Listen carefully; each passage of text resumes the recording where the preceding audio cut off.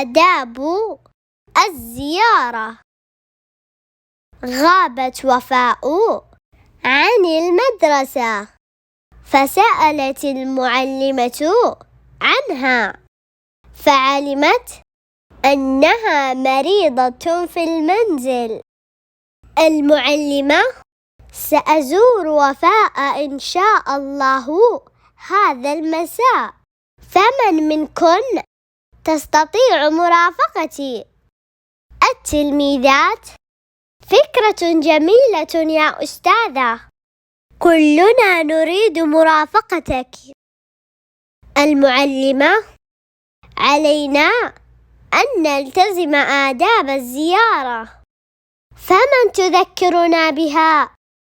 هند: من آداب الزيارة أن نخبر وفاء برغبتنا في زيارتها وموعد الزيارة.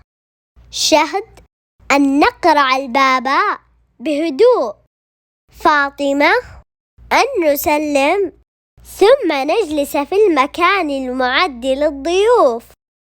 أمل: أن ندعو لها بالشفاء العاجل ولا نطيل البقاء ونستأذن قبل انصرافنا.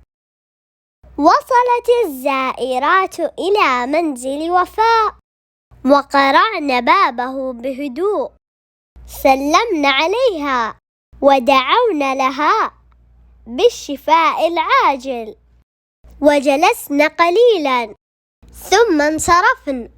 سعدت وفاء برؤيتهن، وبعد أيام شفيت وعادت إلى مدرستها بصحة وسلام.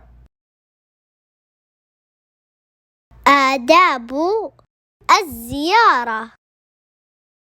غابت وفاء عن المدرسة، فسألت المعلمة عنها، فعلمت أنها مريضة في المنزل. المعلمة: سأزور وفاء إن شاء الله هذا المساء، فمن منكن تستطيع مرافقتي؟ التلميذات: فكرة جميلة يا أستاذة، كلنا نريد مرافقتك. المعلمة: علينا أن نلتزم آداب الزيارة، فمن تذكرنا بها؟ هند: من آداب الزيارة أن نخبر وفاء برغبتنا في زيارتها وموعد الزيارة. شهد: أن نقرع الباب بهدوء. فاطمة: أن نسلم ثم نجلس في المكان المعد للضيوف.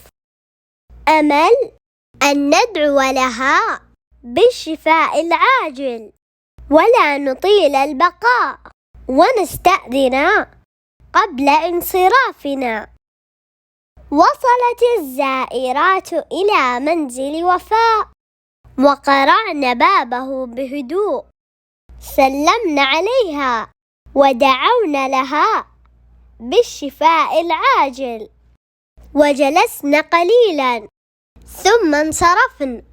سعدت وفاء برؤيتهن، وبعد أيام شفيت وعادت إلى مدرستها بصحة وسلام.